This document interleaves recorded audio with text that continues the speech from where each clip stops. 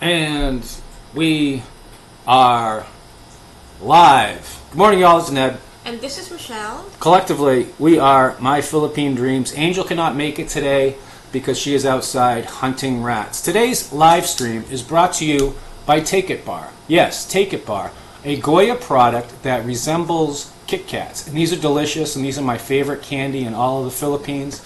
And if you can't get, or if you don't care about copyright or trademark infringement, just take it. It's basically a Kit Kat. It's delicious.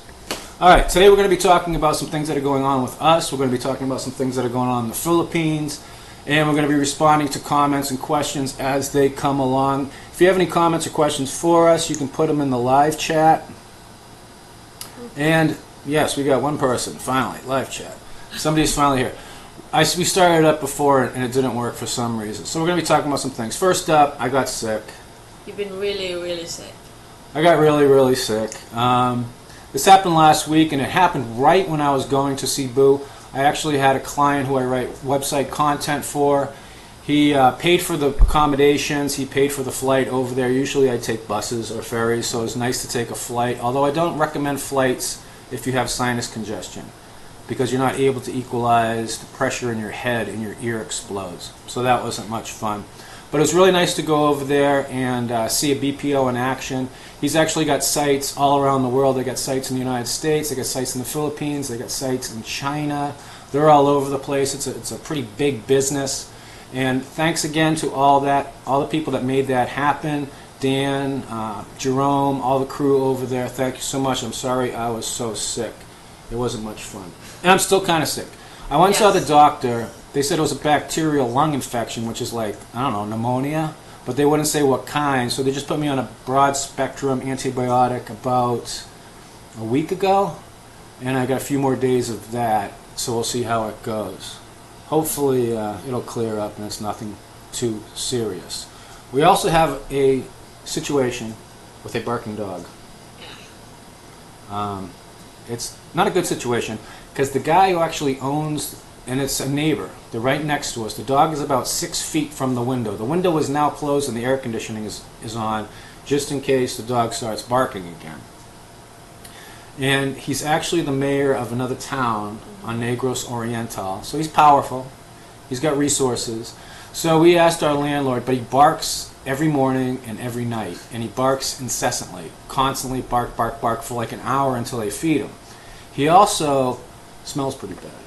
Really bad. Smells really bad. Matter of fact, when the landlord came over here, the landlord was in Manila for like a month and a half, I think he's training to become a pastor or something. And he came back and he's like, he thought it was a pig. And if you've ever smelled pig poop, you'll know how strong it is. It permeates the whole house. It definitely permeates my office here. So hopefully he'll be able to talk to him and get that straightened away.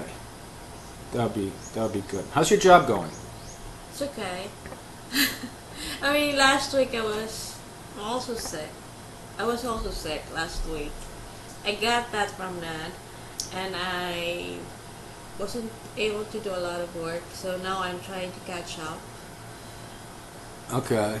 Meanwhile, I took this week off from all my work projects. I notified my clients I'm taking the rest of the week off because I'm feeling crappy. So yeah, but when Michelle works, she sits at her desk for like 8-10 hours straight.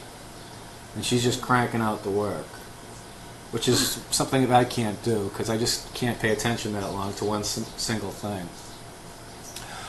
Jeremy Parsons, going to the comments section. Welcome, Jeremy. Welcome back.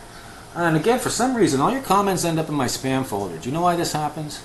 I don't know why. He always ends up in the spam folder. And he also brings up a good point. Jeremy Parsons says, traffic in Dumaguete is nuts now, and parking at the mall is also crazy. Yeah, for those of you who don't know, who aren't from Dumaguete, they're experimenting with one-way traffic in the city center area. So all the roads that used to be two-way are now one-way. Nobody knows which road goes where, so there's a lot of confusion. They're experimenting with it. And what they're also doing, you said yesterday, They're also trying to catch people with loud mufflers and, yeah. Okay, so they're trying to catch people with loud mufflers. And the Bora Bora, that's what they say over in Cebu, that's Cebuano. the Bora Bora, the loud mufflers, are trying to take care of those. Chris Cross's notes, I've just been reading how antibiotics mess up with your gut flora. Yeah, and it sucks because I've been on antibiotics so many times here. I mean, I buy kimchi, we got we got cheese, we got milk, we got the, what's that, the Yakult? Yakult, yes. Yakult. We got the Yakult, which has probiotics. So every time I finish a round of antibiotics, I try to get my gut flora going again. I'm both. Jeremy Parsons doesn't know why he's blocked all the time.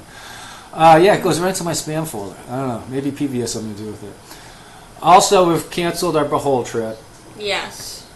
Michelle's not happy. I'm not happy with it. This is not the first time we've canceled it. This is the second time we've canceled it. Oh, because we had the Cebu trip. I had the Cebu trip this past week. No, you were sick last time too.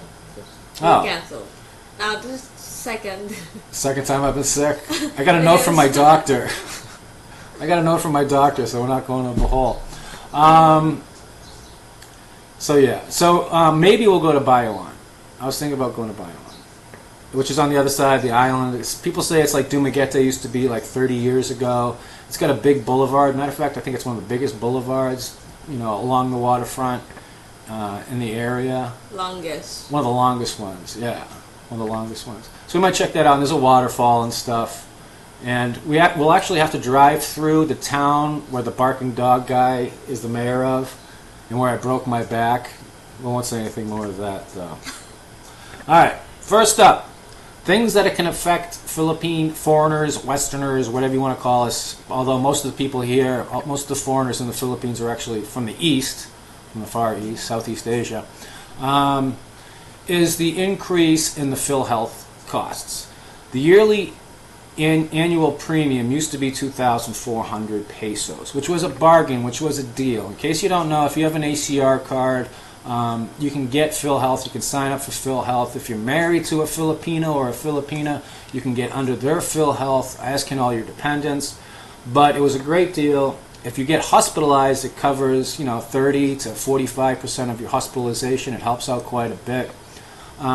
But they're increasing it to 17,000 effective June 2017. And some people are very upset about that because they're seeing it as discrimination. They're seeing it as foreigners being targeted for unfair fees. It comes out to about $340 a year, which comes out to about $28 a month. I haven't decided yet, but if I'm going to be here, I might as well get it. I already paid for the year in January. So what I should have done, if I had known this was going to happen, I would have paid up till May and then paid for a year from June, because that's how us people who are very curry-pot, who are very cheap, do it. So that's going to cause a problem with some people, because a lot of people here are on fixed incomes. Some people aren't working, some people are retired, depending on Social Security, that type of thing. But if something goes catastrophically wrong, if you get into you have a heart attack, you get into a motorcycle accident, a scooter accident, you get hit by a bus, you get attacked by, carabao, and you get hospitalized, those bills can add up quickly. So that's something that we as foreigners have to keep in mind. Any questions we want to check out? Oh yeah, we have a, is there any questions you want to check out here? We have a trivia question. This is a build-up, and if you get this trivia question right, you can just email the answer to myphilippinedreams@gmail.com. And the question is, this band, this famous band, this American band, I believe, is famous for the lead singer getting into a big plastic ball during the concert and rolling around in the audience. Again, if you know the answer to that question, please contact us at myphilippinedreams@gmail. That's myphilippine, no S, dreams@gmail.com. First 3 people get a free copy of our book. Matt Gustafson says, if you go to Bohol, you need to visit the Danao Adventure Park and do the plunge. I think I heard of that. Yeah, and we will be getting there. I'm hoping the cough doesn't kick in, but I still got a real bad cough. And I'm hoping that doesn't become a problem and it clears up. Jeremy Parsons says, my wife just put me on PhilCare. Yep, PhilCare is a paid version. It's like an upgrade of PhilHealth. I'm not sure if Premium. it's like a premium version. And Michelle, you were thinking about getting that, right? Yes, I should. That's why I'm going there Monday. Right. Monday. Yeah. Okay. I'm coming with you to the gym. Okay, go with me to the gym because PhilCare is in Portal West building here in Dumaguete. And if the only problem with PhilCare is you can pay for it, it's got pretty good coverage, but there's an age cutoff, and I'm not sure what the age cutoff was. I think it was 65 or 60. It wasn't real high. So if you're a younger person, that works. Life Journey, hello from Texas. Greetings to you, sir. Davao Dawn, hello, ladies and germs. What's that? Hi, Ned and Michelle. I was thinking about moving to the Philippines, living in Bangkok now, but I'm worried about if it's possible to get normal food, groceries in terms of normal Western world food.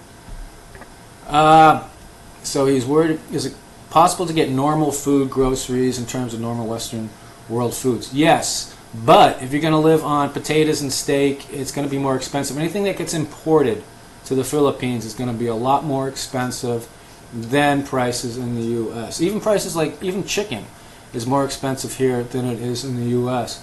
But we go to Hypermart, and they got a good selection. They got Western stuff. They have special sections of Western goods, so that works for us. I do like a modified Filipino diet.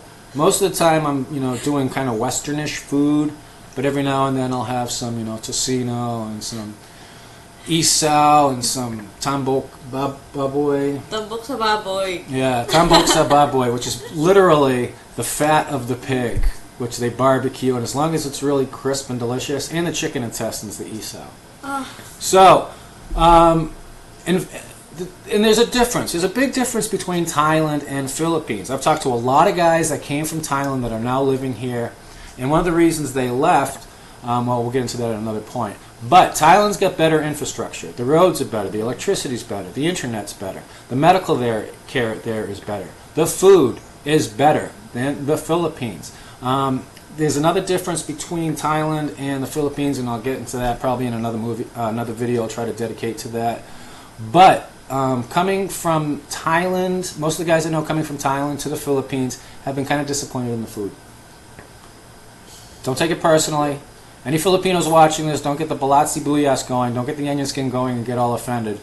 But Filipinos like what they like, right? Yes. They like what they like. And We're very stubborn. they're very stubborn in what they like. They like what they like. I mean, I'm pretty flexible when it comes to food. I'm not really a foodie, so it takes a lot to really disappoint me. But all right, so back to local Philippines politics. I'm just going to touch on this real quickly. I'm just going to talk about it.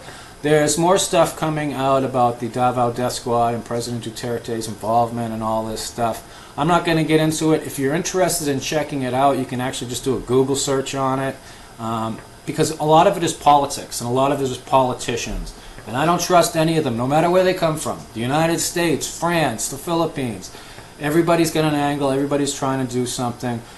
More importantly, is this affecting how foreigners are treated in the Philippines? And I haven't seen it. I haven't seen a change in attitude towards foreigners in the Philippines from any Filipinos. So it's not like trickling down. And again, Luzon's like its own little isolated thing. When things go on, when decrees are made, when smoking bans and helmet laws are, initiated, not a lot of other places follow along with it. They have the laws, they just don't enforce it. We have lots and lots of law. Yes, but they just don't enforce them most of the time. Yes. But then they can slam you and just decide to enforce it one day. And it's like, oh, crap.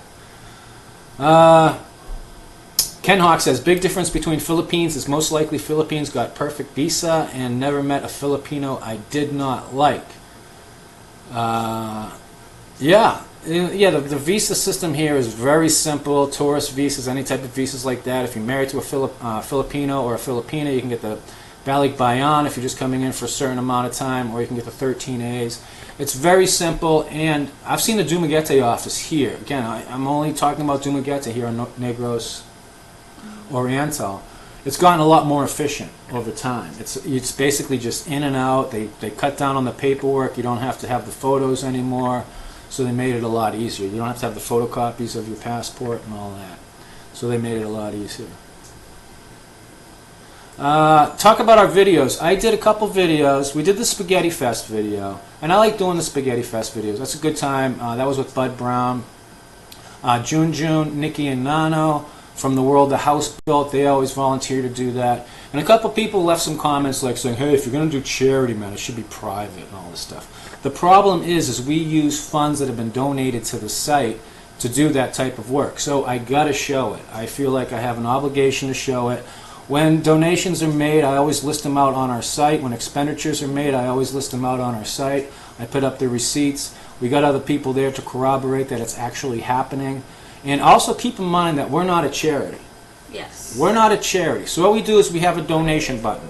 And it's for if you feel like this site has been of use to you, if you feel like we've provided a service, and you want to donate to our operating expenses, that's cool. So when money comes in from that, I divert it. I divert the vast majority of it, 99% I'd say, to little charitable community stuff that we do every now and then, whether it's Spaghetti Fest, whether it's McDonald's parties. We did the World the House Built, little stuff like that, trying to help out locally. And it's worked out pretty well. But that's the reason that I do the Spaghetti Fest videos. And if you notice, I'm not really in it. I think I'm in a couple photos. So it's me just doing the videos and all that. Also, I did the Cebu Shitty Pension House video. Yes, you did. And that kind of went over okay. Didn't go over. You know, I was sick at the time. That's my excuse, and I'm sticking to it. So I had a really bad fever. McDonald's parties and the house built, little stuff like that. Hold on, we got the thing going. So it was basically a parody, and what it was poking fun at people who basically got it made but can't appreciate it. Which I've been guilty of more than once, and a lot of other people in the world. It's part of the human condition. Sometimes you really got it good, and you don't know it, or you can't realize it, or you don't appreciate it. So we tend to complain a lot. So that was the purpose of that video. I was trying to be sardonic, I was trying to be ironic, I was trying to be sarcastic, but I was just so sick. But most people got it. But some Filipinos got very upset. Some Filipinos got very upset. So that wasn't much fun. Check the comments, see if there's any there. Bill Pruitt asks, hey Ned, I have a question I only trust you to answer. Uh-oh. Me and my wife own property in the northern end of Luzon. I've been looking for a good bike to buy for our needs. Can you recommend one? The traffic is fast-paced here, so it must keep up with buses and ambulances. I've seen too many tricycle accidents to ever ride a 155cc. But we need something affordable also. All right, so I'm not an expert on motorcycles, and I don't have much traveling experience in Luzon. But basically, the only travel experience I have in Luzon is the taxis in Manila. Yes. But if you're in Manila, there's certain highways that you have to have a certain amount of CCs for. But if you're just, and if you're worried about budget, the Rouser 180 or the 200 NS is a pretty cheap bike. They go from, I think the 180 is 80,000. And I believe the 200 NS is 100,000. They're fast, they're maneuverable, they're comfortable, and they got a pretty good ride. Also, if you want to spend more money, there's like the Kawasaki Cero, which is one of my favorite bikes. It's a dual-purpose bike. It's kind of like a dirt bike, but it's got a low seat, and it's a 250cc bike. But we have a Click. Also, you might want to check out the Yamaha NMAX, which I believe is a 150cc scooter. It's automatic and it's a big bike. There's actually reviews on YouTube. Some Filipino riders checked them out and did a review on them riding around in Luzon. And they went up to Baguio and a bunch of other places. And that might be something you want to check out. And I believe that's about 150,000 pesos. But ask around, do your research. It took me a long time to figure out what I wanted. When I came here with my Philippine dream, I was expecting a dual sport XR200 and stuff. And it's just not practical for the type of driving that I do. So we have a Honda Click 125, and it really works for me. Any other questions? Got any? Yeah. Wait. Nope, you did that one. Yeah. Joe Brennan. Oh, gosh.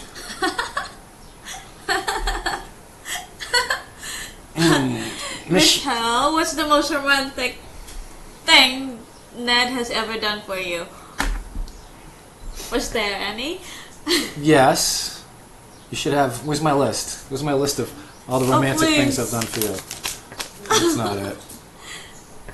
Well, remember when you got wet going to work? Yes, I think that's it. I brought you. He brought me dry clothes. I got wet to work. I was still working nights that time, and I sent him a message at around 2 or 3 o'clock in the morning. 2 or 3 o'clock in the morning. I'm really cold. I'm wet. And it was pouring outside, and I got Michelle dry clothes. I got on my bike. Why are you answering that? I'm supposed to answer that. Go ahead. Yeah, so he got there. He's really wet, and he brought me dry clothes wrapped in, I don't know, 2 or 3 plastic bags just to make sure that it stays dry. Yeah. Yes. And I got you flowers. Funeral flowers. I got you funeral flowers. I forgot, what was it? Valentine's Day, your birthday? My birthday. It's a birthday. So I went to the public market and to the flower lady, and I'm like, oh, these look nice. Come to find out they were funeral flowers. But it was the thought that counts. I'm romantic. No, I'm not. Also, we did a video on the return of our esteemed Philippines experts panel. That was Nano, that was Nikki, Andrew, who else? Yui Jean was in that one. That was from a couple of years ago, and I found the raw footage of that, so I redid it, and because that was a really fun video, and we really miss the kids. They're, they in the world the house built, so they live far away from us now. Well, not far away, but like a half hour, 20 minutes, half hour away from us, and it's a ride to get out there. We see them every month though with the Spaghetti Fest, and that was just fun to do. Also, I noticed that we have a tree in our front yard. It's about a 30-foot tall tree. It's huge. It gives massive shade. And I was noticing as we were doing the video that 2 years ago that tree wasn't there. Right? Yes. It wasn't there. No. So in 2 years, it might not be a tree, it might be a weed. I don't know. It looks like a tree. And it's huge. So in 2 years, this tree has grown and it basically shades the whole front yard now. I got to find out what kind of tree it is. Christopher Lane, did you ever get your license? I know you were waiting for it for a while. No, they told me to come back in May. They told me to come back in May again. So I still have my old expired license with the receipt that LTO gave me. I might swing by, if I'm ever there again, I'll just swing by and see if they have it. I'm not sure. Jeremy Parsons, I live on the edge of insanity. I own a Russo and take my wife... Rusi, hon, that's Russo. I said Rusi. Okay. And did I? Maybe not. Russo. I'm sick. I'm still sick. And take my wife with me on it. Yeah, I mean, I know guys who have had really good experiences with Rusis. I know guys who have had really bad experiences with Rusis. How's our experience been? Let's ask a Filipino. I think I need to bring it back to the shop again. Gotta go back to the shop again. Matt Gustafson, I paid $68,000 for a 180 rouser in December. Thank you for correcting that. Yeah, I believe they're about $68,000 because I think it was about the same price for a YBR. So that's a good deal. 100 rouser 180 for $68,000. I think it's got about 15 horsepower, which is pretty good. Ken Hawk says, how much does a new or good used Honda Click scooter or similar cost in Dumaguete? I think I bought mine for 80, but I think they're down to 75 now, 73. But it's a good long-term investment. I've never had an issue with it. It's got good power. It's liquid cooled. I like a lot of the safety features, like the kickstand. So you can't start it unless the kickstand's up, because I'm one of those morons who takes off with the freaking kickstand down, and then I take a left turn and it's all over. Chris Smith asks, what do you like to do for a hobby? Michelle, what do you like to do for a hobby? Watch anime. Michelle watches anime. What do I do for a hobby? Play and play and play and play for hours. PlayStation 4. Michelle does her phone games. I do my PS4 games. We tried to do PS4 games together doing Borderlands, but Michelle didn't really get into it. She likes Candy Crush type stuff. I love my anime. Yeah, I like anime too. I'm a big anime fan. I was actually... Not an otaku. I was... Attack on Titan. I was a fan way back in the 1980s with Star Blazers and Grandizer and Guy King. Mm-hmm. That was the original anime. I wanted to be a Star Blazer. I wanted to be a fighter pilot and be in the Argo. Yeah, but you can't relate to my Naruto and One Piece and Bleach. Yeah, I never got into Naruto. Naruto. Naruto. Naruto. Not a big deal. Okay. Rennie Parsons, are you related to Jeremy Parsons? Not a big deal if we have a Rusi or Honda. We're not living to impress. She's the wife. Oh, okay. Hi.